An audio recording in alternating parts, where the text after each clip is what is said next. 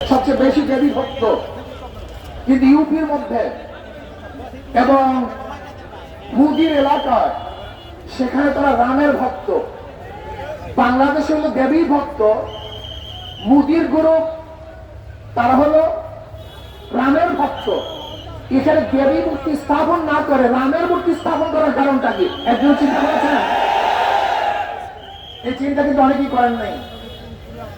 এখানে দেবী এবং রাম উদ্দেশ্য নয়, এখানে উদ্দেশ্য হলো দেশটাকে গ্রাস করা, দেশটাকে দখল করা।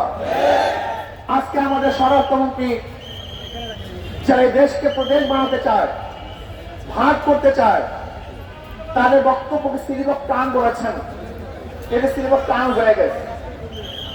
কিন্তু আবার নতুন ভাবে জঙ্গি সৃষ্টি করতেছে। এই দেখেছেন কয়েকদিন আগে জঙ্গি নাটক শুরু হয়েছে।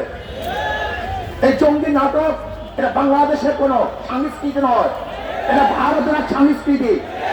এই জঙ্গি নাটকের মাধ্যমেই এদেশের আলেম ওলামা মাদ্রাসা মুসলমানদেরকে ধ্বংস করার অস্ত্র হিসেবে ব্যবহার করেছে। আমাদের সরকার জঙ্গি নাটক শুরু করেছে।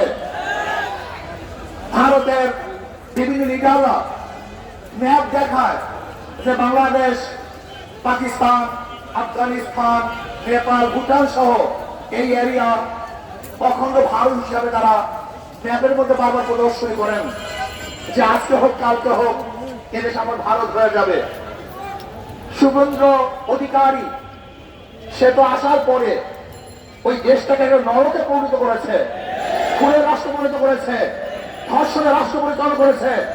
সেখানে মেয়েদেরকে ধর্ষণ করে হত্যা করা হয়েছে। আজকে সেখানে মসজিদকে ভেঙে দেওয়া হচ্ছে, মাদ্রাসাকে গুড়িয়ে দেওয়া হচ্ছে। আজকে জোরপূর্বক মুসলমানদেরকে সিংহার বলতে বাধ্য করা হচ্ছে, এ দেশকে দখল করার হুমকি দিচ্ছে। আমি স্পষ্ট বলবো, বাংলাদেশের মানুষ সজাগ হন, সচেতন হন, এ দেশকে রক্ষা করতে হবে। আমরা জীবন দিয়ে হলে দেশকে রক্ষা করব। যেরকম জীবন দিয়ে, রক্ত দিয়ে আমরা আধিপত্যের বিরুদ্ধে আন্দোলন করেছি, সংগ্রাম করেছি, প্রয়োজন আমরা আবার জীবন দিয়ে দেশকে রক্ষা করবো ইনশাআল্লাহ। কোন অবস্থাতেই বিজেপি দেশ দখল করবে, আমাদের দেশে কর্তৃত্ব করবে, বাংলাদেশে একজন মুসলমান একজন মুমিন জিন্দা থাকতে এই স্বপ্ন পূরণ করতে দেওয়া হবে ইনশাআল্লাহ।